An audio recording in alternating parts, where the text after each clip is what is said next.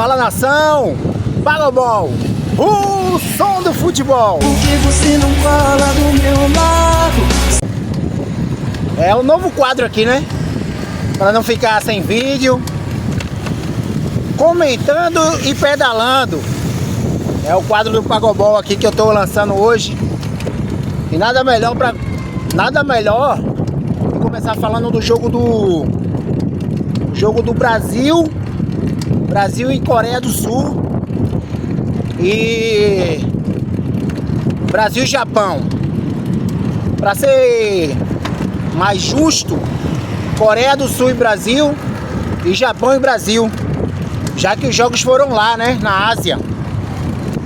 Então o mando de campo prevalece na citação das seleções. Contra a Coreia do Sul foi um jogo fácil, como sempre é contra a Coreia do Sul, principalmente nos últimos anos, né? Então, o jogo contra a Coreia do Sul foi um jogo fácil, assim como na Copa do Mundo. Assim como na Copa do Mundo, que o Brasil elimina a Coreia do Sul na fase de oitavas, né? Na fase de oitavas de finais. Se eu não me engano, o Brasil elimina a Coreia do Sul na fase de oitavas de finais da Copa do Mundo de 2022. E goleia naquela ocasião por 4-1. Dessa vez até um placar mais elástico. Só que o Brasil, quando vai enfrentar o Japão, o treinador Ancelotti muda o sistema todo. Para não dizer todo, ele muda 8 peças. E no momento, o Brasil não suporta esse número de mudanças. Porque é uma seleção ainda em formação, né? Agora, se servir ao caráter de teste, aí beleza. Tem jogador que não tá ainda confirmado para a Copa do Mundo. Não é que tem jogador que não está confirmado para a Copa do Mundo. São vários os jogadores que não estão confirmados para a Copa do Mundo. Então, no jogo mais difícil contra o Japão, o Brasil faz 8 substituições. Nas 8 substituições que ele faz, ele só deixa Vini, o Casimiro, é isso? E se eu não me engano, o Bruno Guimarães, né? Ele mexe em 8 peças e consegue o 2-0. Não era uma equipe avassaladora. Naquele momento que tinha feito os 2-0 não era. Só que conseguiu, é do futebol. Quando o Brasil consegue 2-0 e sofre a virada para o Japão de 3-2, claro que o principal responsável é o zagueiro Fabrício Bruno, né? Do Cruzeiro, que jogou no Flamengo. Ele é o principal responsável. E também não podemos também colocar ele como bode expiatório, mas a gente tem que ser verdadeiro também nos comentários.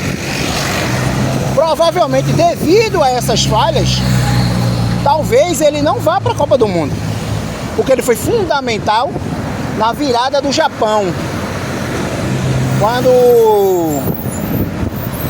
Quando ele falha, né, dá o ouro. E quando tem o segundo gol do Japão que bate nele, talvez se ele tivesse melhor posicionado, talvez ele salvasse. Mas no segundo gol ele não tem tanta culpa. Ele é mais culpado no gol que ele dá o ouro. Ele dá o ouro, o Japão consegue o primeiro gol. Depois 1 uma jogada ali de bate e rebate, o Japão empata o jogo. E aí a virada de 3-2 já no escanteio. Só que se eu fosse o treinador da seleção, no campo hipotético, né? Hipoteticamente falando, claro que isso é uma coisa que nunca vai acontecer, né? Mas dando só uma opinião como comentarista, se eu fosse o treinador da seleção, eu não faria os testes contra o Japão.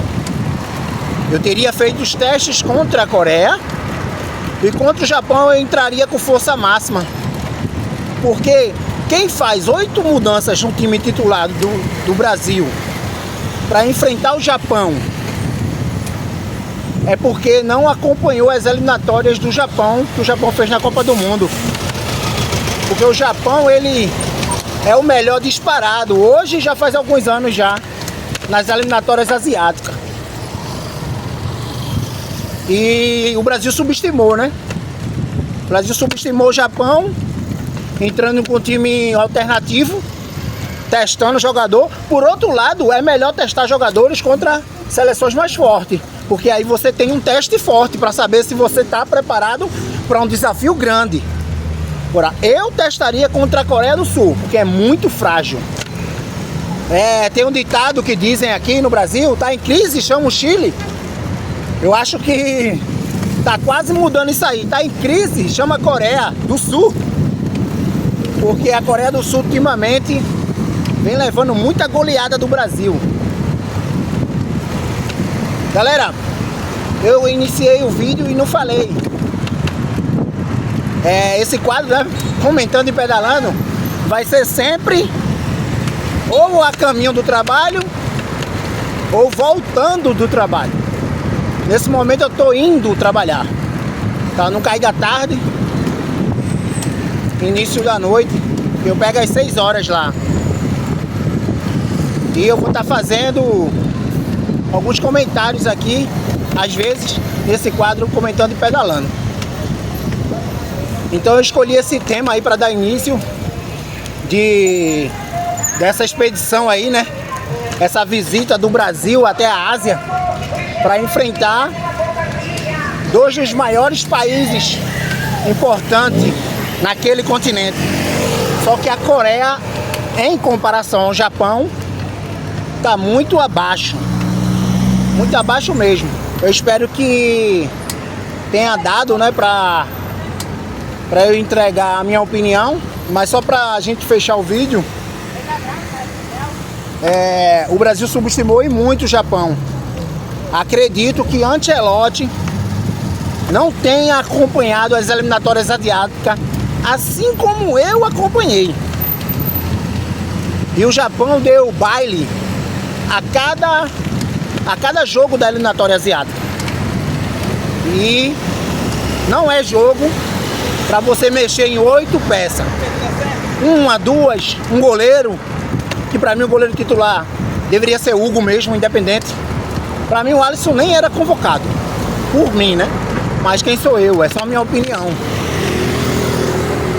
E o goleiro seria Hugo mesmo. O goleiro que estava no Corinthians, o Carlos Miguel, que hoje está no Palmeiras, se ele tivesse dado continuidade ao Corinthians, naquela ocasião, ele seria o goleiro da Copa, sem dúvida. Goleiro tem que salvar time, salvar seleção, coisa que o Alisson, pra mim, não traz essa segurança. Ele pode até salvar, ganhar a Copa, e eu vou estar aqui para dizer que eu errei, mas até então eu estou certo. E é isso, valeu.